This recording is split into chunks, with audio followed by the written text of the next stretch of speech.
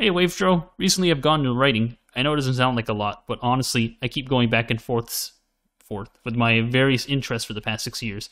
I can never stick with one thing. I write stories, I draw drawings, I edit videos, I even create music on the side. However, whenever I start, it usually only lasts a few weeks before I rotate to something else. My question to you is, has this ever happened to you, and if so, how has that affected you?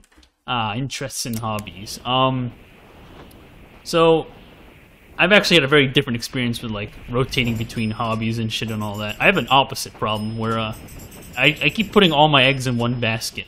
Where, what is it? For a while, since I've already talked about this, like, while I was working on Stickman 2020, when I had my struggle of trying to make YouTube work with 3D, and I was so hell-bent on getting that to work, it was really hard for me to get into any other interests, other than trying to get 3D to work with YouTube, and honestly, it really hurts me creatively, because I think it's good that you want to rotate through shit so often, you know? It's, really good for, your brain and shit, and I guess creative sense to just keep shaking it up. But yeah, when it comes to committing to it,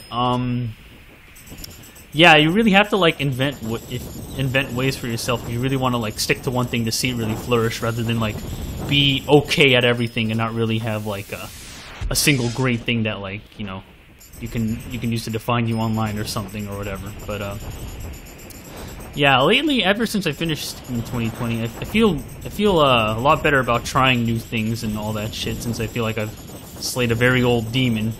And because I stuck to one thing for so long and was afraid to try anything new, lest I don't have time dedicated to figuring out YouTube in 3D, I'm able to like use that stubbornness to like my advantage, and lately I've been trying out new things, and I've been able to stick to them consistently day to day, which is nice. So I guess I can help you out here.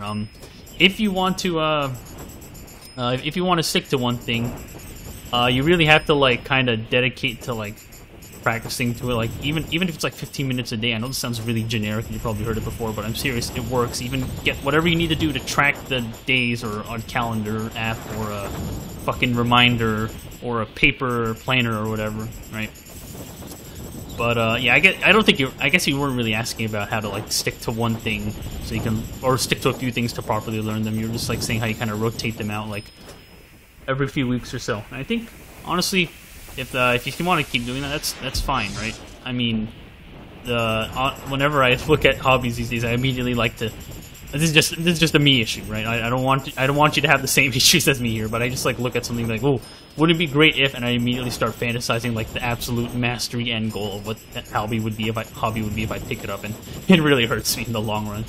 So yeah, I hope that perspective helped you a bit. I don't want to like talk too much more about this without because I'm gonna start talking in a circle like I already kind of did. But yeah, I hope that helps.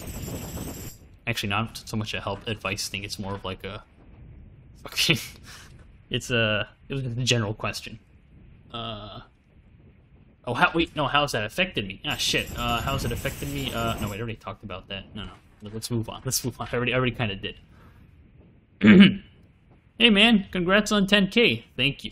As someone who's been watching for all your 3 main channels, I just want to say that you deserve everything you have right now, especially after spending almost 10 years solidifying your craft. It's really inspiring to see it all mend together, even if it did take a bit long. Oh, thank you, dude. Now I just want to ask, what's your opinion on creators following a certain formula on their own videos or content? Do you typically follow one when you did Stickman 2020, or did you follow one at first, and then eventually start to wing it once you kept going? If you did follow one, what was the hardest part about maintaining it in every single idea you wish to make a video on? Anyways, wishing luck on cavefolder 2 and future projects next year. Oh, thank you. Okay, a lot of good questions here. Let me see if I can tackle this monster of an email one by one while flying through this really cool map that I'm actually going to save. Save the fucking map. There we go. So, part 1. What's your opinion on creators following a certain formula on their own videos or content? It works, right? I honestly think that it works because sometimes if you look at like a single video on YouTube or something, you think, oh, that's pretty simple, I could do that. And it's like, yeah, but can you do it over and over and over again, right? Because it's actually kind of impressive. Like, the one example that immediately jumps to mind for me for this, I think I mentioned it on these Super Flight videos before, is Scott the Woz, right?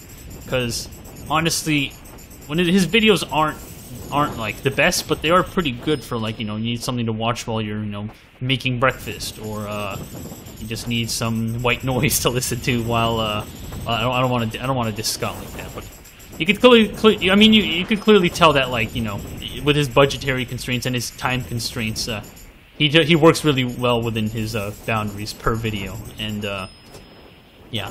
If you think it's the greatest thing ever, that's cool. I just think it's like, it's pretty good, but not like mind-blowingly amazing. But what is mind-blowingly amazing is that he's able to do it weekly. I mean, I think he's on hiatus right now, or maybe he came back, but he does that shit every fucking week, and it's like, what? Right? It's like, even then, some skeptics might even go further and say, no, every week, that's fine. Look how simple those videos are. Just gotta talk about video games, throw in a couple jokes, edit it, slap together in fucking iMovie or some shit, and then I'm done, right? But the thing is, like, there is so much more mental energy that goes into it than what it seems on the surface, and so that's why I think it's, like, super impressive how, like, having something weekly, because you have to also worry about, like, not running out of topics, and you also have to worry about, having a format that's actually entertaining or interesting. And even though, like I said, when you do very frequent videos, there's only so much you can do to make sure the videos are, you know, actually entertaining. But within the boundaries that Scott works with, I think it's amazing. But each video individually on its own, yeah, I can see why some people aren't into it. But yeah, honestly, I think formulas really work. You know, as long as you remember to, like, I guess, switch them up once in a while, or I guess, like, your success on YouTube is kind of dependent on you make sure that you don't get bored of your own format before you're for the people you watch do. Like, I know that when some people are afraid of, like, switching it up because of, like, they don't want to lose old fans or something. But honestly, that vocal minority might not be the same as maybe a silent majority of fans that just slowly stop watching your content without thinking to themselves, yeah, I'm gonna stop watching you just because they're tired of your videos, you know. So, yeah, I hope that was some nice insight. Do you typically follow one when you did Stickman 2020, or did you follow one at first and then eventually start to wing once you kept going? Oh, good question. So bringing formulas into the Stickman 2020 equation, well, yeah, I guess I should probably start with, back to that YouTube and 3D struggle, right? I had been searching for a formula for a very long time and trying very different things, and, I guess you could say, yeah, I guess Stickman 2020, like the very first videos, like Food Cart and Hackers and Sting Operation, the formula was in the presentation style. I figured, okay, my big issue with 3D is that it takes such a fucking long time to work with. How can I cut it down? Oh, I know, I'll use like hand puppet animation. I'll use 2D images as backgrounds, and I'll keep them each like a minute or two long. And that's basically the formula I had. As for writing, I just kind of wing it, because since I watch so much YouTube, it usually comes pretty naturally to me, like what I want to talk about and how to present it in like a way I find funny or interesting, since I'm such a fucking harsh critic on myself about that. Oh, 10,000, 10,000, 10,000, 10,000, 10,000, oh, 10,000, fucking bastard, 8,900. But yeah. I did kind of, what is it? And also part of the formula was trying to do it as much as possible, because like once I found the formula that worked for me with Stickman 2020, everyone could really see that I was like staying up really late trying to make as many as possible, and at my peak I was at like doing it every single 4 days. Then I slowed it down for a week, which was a smart idea, because eventually I ran out of steam and tried to do it wheneverly, and then my steam ran out altogether. Right? But you know, I already talked about that before. But yes, it did start with a formula in the structure, but not so much the writing. The writing I was always kind of winging it, and eventually, intuitively, came a sort of like comedic pacing in a way as I made the videos. And yeah, oh shit, I was too busy looking at my paper. Anyways, and if you did follow one, what was the hardest part about maintaining every single idea you wish to make a video on? Oh, good question. I don't think that's really an issue with people making videos, because when you start trying to make videos, your issue isn't that you're afraid that you have so many ideas and not enough ways to cram it into a single formula. Your issue is that you want to make videos, but then you immediately can't think of ideas, because most of the things you think of go, oh, would anyone really watch that? Would I want to make that? Would others watch it, you know?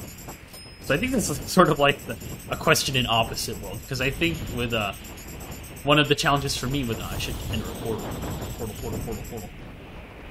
Nice. Ooh, look at that. It's like the nether. Actually, it's not. It's the wrong color. Anyways, maybe I'm colorblind. The fucking... yeah, so sorry, I saw a GIF earlier that was like, when the fucking, But, anyways, So with making videos, right, well, sorry, video ideas specifically, if you have, too many ideas and you can't find a way to, like, cram them all into, a single format, then yeah, I understand that issue as well. I see it less often, but there's definitely a lot of people out there who, like, have all these different ideas and no single format to like put it together. I think an example of a channel that still kind of pulls this off is Nick Robinson or Babylonian. That dude, even though he's mostly known for like his dead end.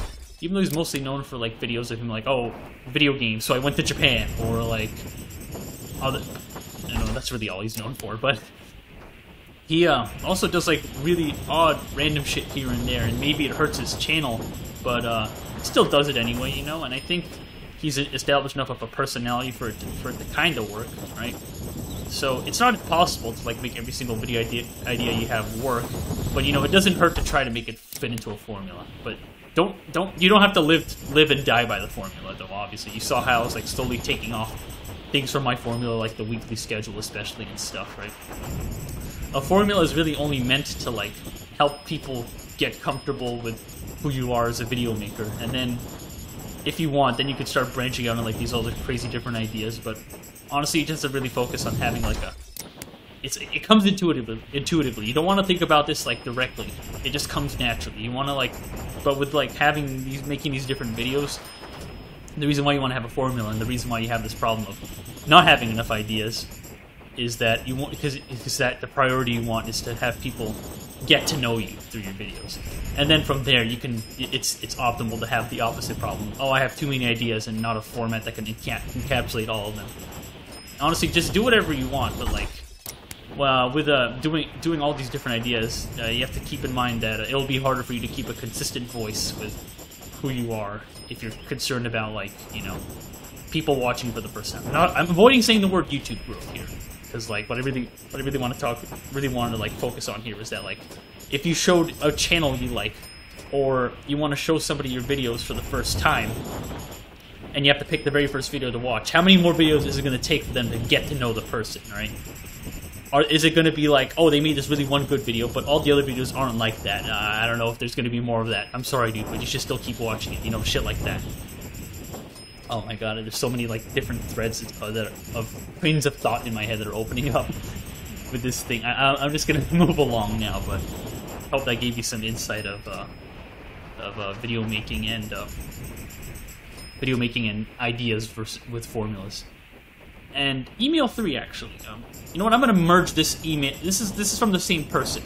I'm gonna merge this into the same timestamp. Just slap it on the screen right now. Oh yeah, you don't have to answer this as well, but do you actually despise anime or just watch the ones that purely exist as an art form? That was a funny one to throw in there. I know like on the last video I was like making a joke saying I fucking hate anime, fucking stupid weebs, right? And I'm honestly just playing up for a bit. I don't really prefer anime, but it's not going to be the end of the world if like someone says, hey, please sit down and watch this with me. It's really good. I'm like, fuck it, I don't have anything to do. Sure. Because the harder you will try to hate or push back on something, the more likely you're going to, like, snap into it. Honestly, I could, like, name people whose lives have panned out that way, but, yeah. Like I said, I might play it up for a meme where I say, stupid fucking anime, stupid weebs, and all that shit. But, honestly, it's really not that deep for me. I just don't, if I was, like, watching stuff on my own, I wouldn't ever really reach for anime by myself. But, you know, I'm not gonna, like, cause a fucking hissy fit if someone says, hey, you should watch this with me. And I, like, look at it and it's like, okay, yeah, sure, right? Obviously, I won't watch everything with people, right? But, you know, some things I have, like, what is it? Honestly, anybody could watch a Studio Ghibli movie. Those are, like, in the realm of, I guess, I was about to use the word normie. I guess there's no other word. It's normie, oh, there goes my phone. It's normie enough to, maybe the noise suppression actually filtered my phone out. I don't know.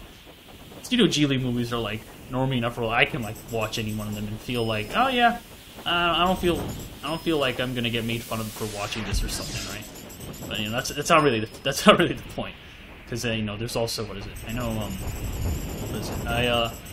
I enjoyed fucking. Well, I was about to say what. Fucking Christ. I enjoyed Totoro. I like Totoro. You know, Ponyo was cute too. Couldn't get into Mononoke, right? Because like there's this, the whole thing with anime is that it really pushes the boundaries of like narrative in like the world of like, you know, usually when we had all these years of Western TV and shit, they come in and do this other crazy stuff, which is cool and all, but like it sort of had like this. It's also sort of created its own sort of image in its sense where there are many things across it that I personally don't like, but you know, I'll sit through it. Of course, there's also shit that I'll never fucking want to watch in my life ever, right? But yeah, overall, yeah, I don't like anime, but I don't hate it. That's just me playing it up for a meme. Next email. After watching cavefolder, oh wait, I have to pause. Like, that's the thing. There we go. Easier for editing.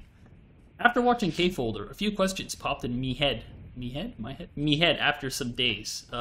The first question was, where did you get the idea of cavefolder? Then I thought, where did you get the idea of the characters too? What was the reason Andy is named Andy?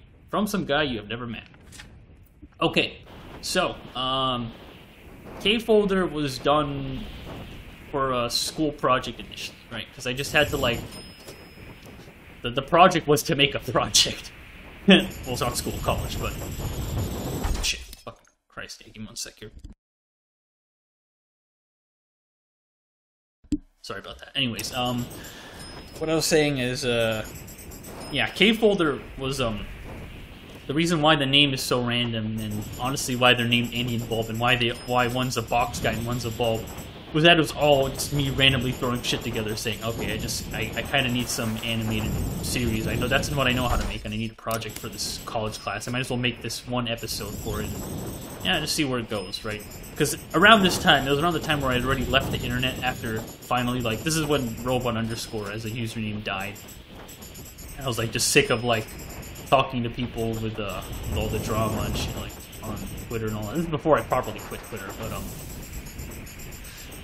but yeah, basically, it was after many months of me not doing 3D, and then, like, my college class was like, oh, hey, you gotta make a project of some kind. It's like, ah, shit, I don't know how to do anything else because I only have one hobby. Might as well just make something here. So it's like, all right, let me just throw two names together. I'm looking at, like, the files here. Oh, there's a folder. What's a word that goes with it? Cave folder, sure. All right, cool. All right, now I need characters. Let me just draw them in. Let me draw them first and figure out what to do from there. Actually, you know what? Let me just use the drawings themselves. I'm fucking lazy, and that's how you get the Andy and Bulb. And it's like, oh, I need names. Bulb, I guess, and he looks like an Andy. There's literally no reason for anything behind cavefolder. I hate to burst your bubble, but when I first made it, I was just doing it just so I could finish some assignment, and it was really just like a sort of concept that I slapped together. Which is why, looking back on it, when I do return it, there's a lot of shit I want to change. Because after I made it, I was like, hang on. Maybe I can make this 3D and YouTube thing work after all. Because that was also coincidentally the same time when I noticed that YouTube stopped recommending only like 20-minute or 10-minute long videos and also started recommending short videos and old videos, which is big. And I was like, well, now that I made this video, let me try coming back. And that's when I made the name wavetro, and then returned in March of 2019 with the cavefolder video that I made for class. And yeah, and then as soon as I saw how much people liked it, like later on, I was like, oh yeah, I could like keep this going, and that's why I put, and well, that's why I initially uploaded saying, yeah, I'm gonna make more this year. I don't know what else I'd do, but yeah, and I never did because then I immediately veered off into chasing the algorithm again.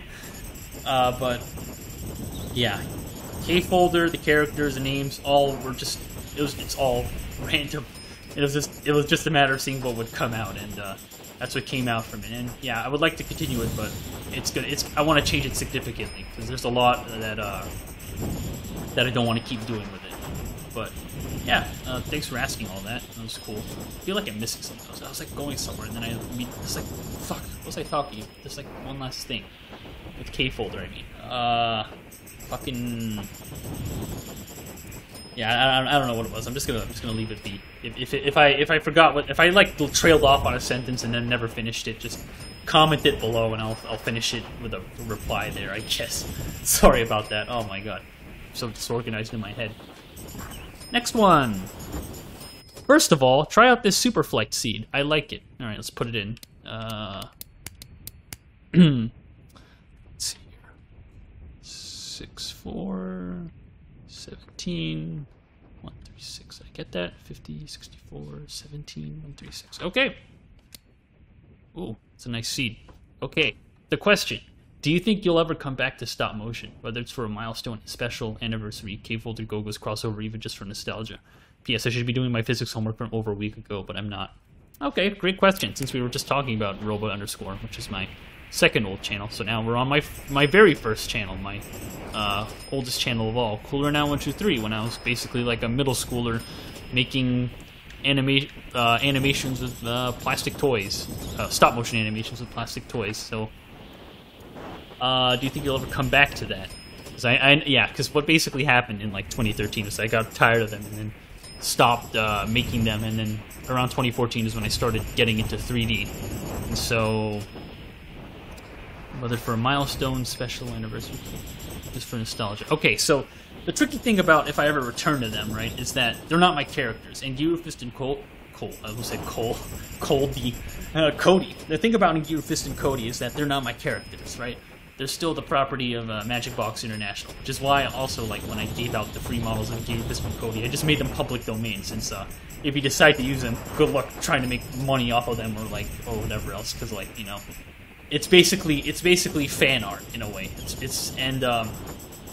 So if I ever do return to it, it's like, I mean, obviously I don't do YouTube for the money anymore, right? So that's not the concern. The concern is that since it's an established property and a known children's toy, if I upload anything to YouTube publicly, it's going to get marked by YouTube, and the comment section's going to get, like, permanently disabled. You can't use it in a mini player. It's going to get, like, recommended to drooling children on iPads, and it's like, because, like, the way COPPA rules on YouTube works is, you know, there's that rule they rolled out where, like, if we detect that your video's for kids, we're going to forcibly set it to that setting permanently, and you can't change it back, and you're going to turn off the comments, and we're going to also recommend your video to only the drooling children.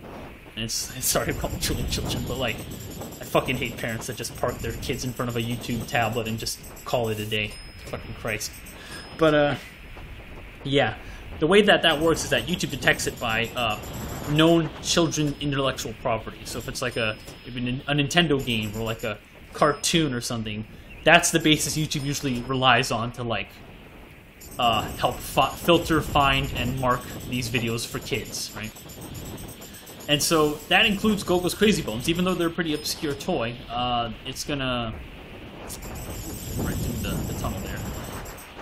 If I upload it, it's basically going to happen. So it's already pretty discouraging to ever, like, come back to it. That being said, I have hinted about returning, right? Because I've always thought about how, like, I've thought I've given the stop motions a proper ending with The Imposter's Last Stand, but looking back, it's kind of like, where do we go now? To another adventure, because I was kind of hinting that I wanted to transfer them to a 3D series, and then, which is with the robot_ era, and then Idiots.exe, which is the 3D adaptation of that stop motion series, never panned out because there was so much work that had to be done every episode, and then the show just kind of, like, well, the characters just kind of died there.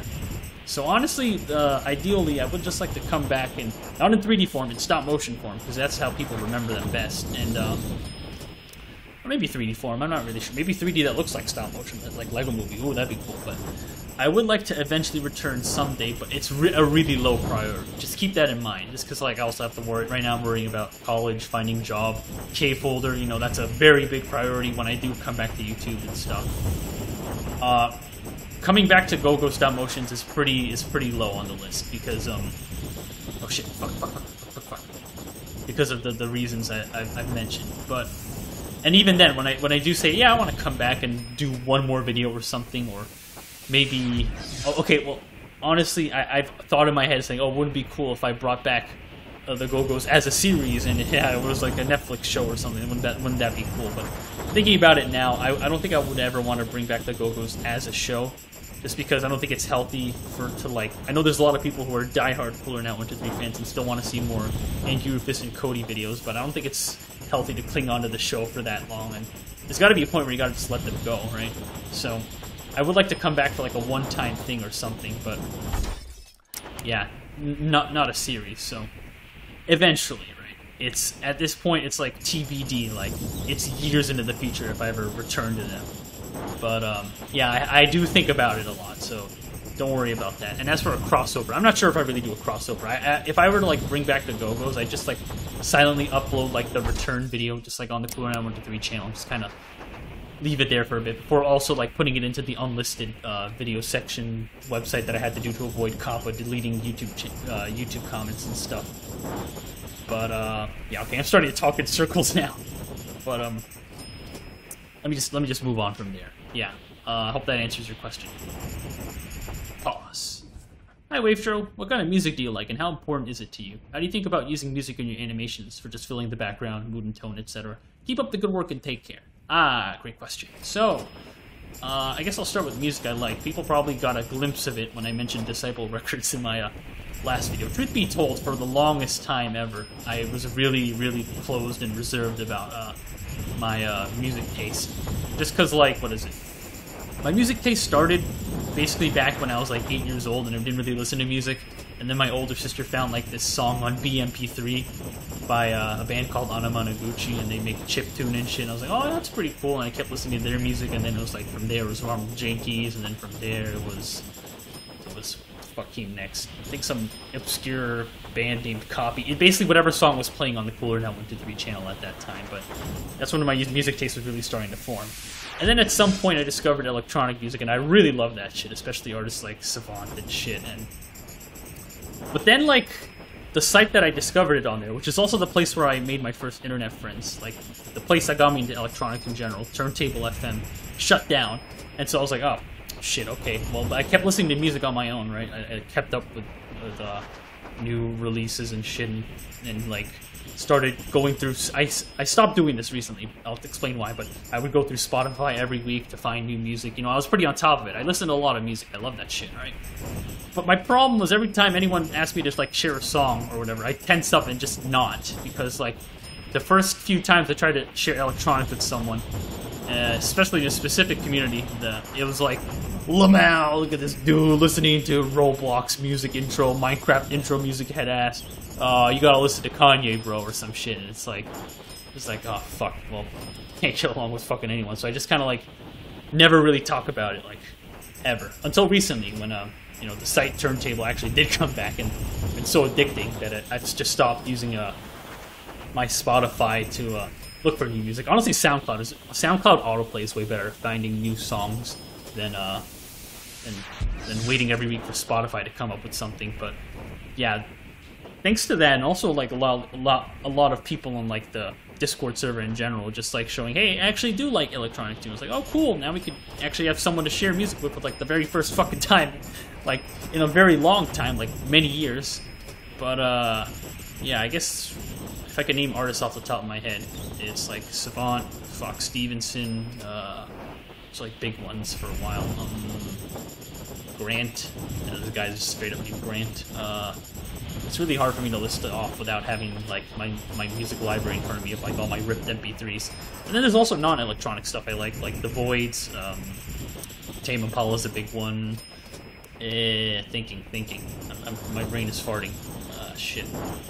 Oh, Robotaki. That's a really good electronic artist. And but yeah, there's a lot of different music I like, but it's honestly, I'm pretty reserved whenever anyone asks me, like, most of the time. I only feel comfortable, like, opening it up recently after actually, you know, meeting people for the first time who listen to my music and not go, I fucking hate this calculator tone beat nonsense. Listen to real music, you fucking dumbass, right? None of that shit after a while, you know? Refreshing. So, yeah. And so that brings us to, how do you think about using music in your animations for just filling the background? I really want to experiment with stuff like that. My issue, though, is that when I make my videos, it's really just a one-man team. You know, it's me. So I get to control every facet of how this scene plays out. How this line will be enunciated when I record the line. Or how, I don't know, pronounce, not enunciate. What the fuck is enunciated? How this sound effect will go here, or how this timing happens. I have very, very, very, very high degrees of control. and I don't have to determine things until later at the very last minute because I work alone like that. And that makes like finding music way harder because once you have like once I have that really fine-tuned specific sort of presentation that I get with my audio or animation or video or writing or whatever, finding music for it can be a bitch, right? That being said, there's definitely songs I listen to and I go, oh shit, this would be perfect for so-and-so, and then later on I can use it for so-and-so, like with the final episode of the coolernow123 stop motions where I used that one song from Bez, and that was like a perfect, like, sad song ending, or the C418 remix that I used for the 10 years later video on my channel. I was like, oh, this would be perfect for the 10-year video, and then that's what I used it for. But yeah, it's very hard for me to like make something first and then find music for it. I really want to like find some way to have music made for it, but you know, it costs money or you know effort to learn it and shit. If I wanted to do it for free, but yeah, I don't really I can't really put into words how my process would be like if I were to like curate music to use in my videos, right? Because I honestly never get a chance to, because music is like one of the most guarded copyrighted works of all time, and you're more worried about getting a copyright strike than finding good music to fit into something, which is why Stickman 2020 was deliberately designed to not have any music, along with a lot of my other videos, because, you know, it's just such a fucking pain to find copyright-free music that doesn't sound like ass or hasn't been reused to shit, or finding more obscure music that actually does have copyright. And then it's a whole thing of, does the music artist want to like be associated with this video that I made forever if the video blows up before the song or artist does, you know, shit like that. It's a whole mess. So sorry, I honestly don't get to think about like how to use music specifically in my videos, so I don't have an answer for my process on that. But I would like that to change in cavefolder. So try asking that again, like when a couple episodes of cavefolder come out. Right? Or actually, rather, cavefolder 2 comes in, or whatever, right? So, oh, here we go, we're on the last one. I was just wondering, where did the name wavetro actually come from? I don't know why, I guess I'm just interested. Oh, this is a pretty short answer. Then, maybe I could talk about, yeah, you know what? I'll talk about all my usernames that I've had, and how I picked them out. So I've already answered the question about where I got the wavetro name from on the Newgrounds podcast, actually, funny thing. But let me start with the coolernow123, the stop motion channel. That I picked out when I was first introduced to WordPress. I thought that's a weird thing to be playing with, but I thought it was so cool to just play around with this website builder and slap shit together and post it online, and anyone can access it. And I was like 6 at the time, and I just needed some random username. I was either 6 or 8. I think it was somewhere around there. I needed some random username to work with. So I just like, fucking, I don't know. I didn't say fucking as a kid, but I was like, I don't know, coolernow123, and I was like, oh, there we go. And that works. It sounds cool to me. It says the word cool in it, even though it ages like shit, and it just screams child username, right? And so when I switched to robot underscore, I was like, alright, I can't be walking around with numbers or this ridiculous 2000s era username. I need something else. So that's when I picked robot underscore, and I was like, oh, let me start with some object or character to create these usernames. How about a robot? Robots are pretty cool. Yeah, fuck it, sure, a robot. Let me slap maybe an underscore symbol on it. Yeah, that's simple enough. I go look on Twitter. Oh, someone took the name robot underscore, so I spell out the word underscore. I was like, you know what? That's a name. That's good enough, and that's the name I rode for a while, from like 2014 until 2018, when I thought I was like done with like interacting with the internet. I was like, fuck it. That was like a low point, honestly, December 2018. But then I come back around with like cavefolders, like, I guess I could come back. Now I'm gonna need a new name, because honestly, I don't like the name robot underscore. It immediately makes you think of like, is it a tech channel? It's about robots. Why underscore? What does it mean? And it's also too long, in my opinion. Because, I mean, it was really radio-friendly. Like, radio-friendly as in, like, you hear the name and you know immediately how to spell it or how to type it in Google or whatever. But, you know, people would be thinking, like, oh, robot underscore, do I put the symbol or do I spell it out or shit like that, right? So, I needed a name that was, like, short, radio-friendly, and just, you hear it once and you immediately know how to spell it. And so, at that point, I was actually, I actually went back and used an old name that a friend and I actually came up with in 2016. Where we were originally gonna like start a game development studio, like, yeah, let's make games, it'd be so cool, without actually realizing how much work would go into it. And so we designed a logo and a name for the studio before we even learned how to make games, which is stupid. And this is 2016. And I was like playing around with random word generators, and then I found out, oh yeah, I've been listening to a lot of retrowave lately. Oh, what if I swap the two around and then take out the R? It's like, oh shit, wait, that's a cool name, wavetro. Wow. Or at the time we said it was wavetro, right? But I've recently said there's no official pronunciation. Say it however you want. Anyways, when we came up with a wavetro name, it was like, oh cool, let's go grab it on Twitter. And lo and behold, someone already got themselves suspended with like a spam bot or something using the wavetro handle on Twitter, which is why my handle on Twitter is wavetro_. But yeah, obviously that never panned out because making games is painfully hard work. And so I was just sitting on that name forever, and then I came back to it in 2019 after I made cavefolder. I was like, oh, this will work great. This is a good, snappy name, and yeah, I'm really happy with it. I'm really happy with this name. I'm not going to change it again, and yeah, that's basically how I came up with it. Obviously, it has nothing to do with the actual retrowave genre. I just needed a nonsense name like Pixar, where people be like, what the fuck is a wavetro, right? And they type it in. It's like, oh, it's this YouTube guy. Because, you know, the issue with the robot underscore name is you hear the word robot and saying, oh, is it about robots? Is it going to kill humans? Oh, funny tech videos? But that wasn't really the case. But, yeah, that's the origin of the wavetro name. Man, it's so weird, like, finishing off these emails, because in my head, I feel like there's always, like, 2 or more thoughts still clattering around in there that I can't put into words or just forgot and try to remember. But, honestly, attempting these 7 emails, or rather, 6.5, in a single video might make this video really long already. I don't know how long this video is going to be, and let alone, like, I accidentally promised everyone that I emailed that I'll do it this week or next week, and then it's like, wait, how many more emails am I going to get? Is this going to, like, is there going to be too many? Should I start rejecting some of them? Am I going to not have enough next week? So I've just decided to do all of them this episode. And I hope the episode wasn't too long. Let me know if it is too long, and I can try to, like...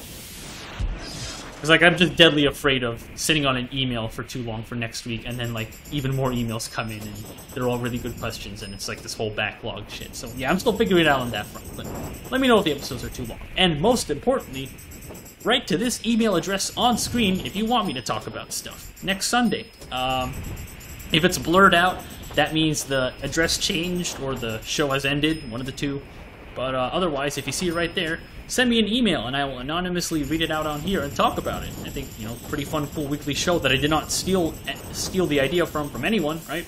You know, totally original idea. And yeah, I think that's everything.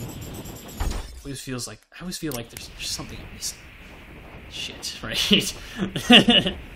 But, yeah. God, I feel like I was going to say something, but yeah. Email on the screen, you know, write to me. It's be fun to chat for a bit, you know? I always like it when people talk to me, and like, because I'm not this super busy, unapproachable person, right? Check my email. I might not be active on Discord, but I'm still here, floating around, doing my thing.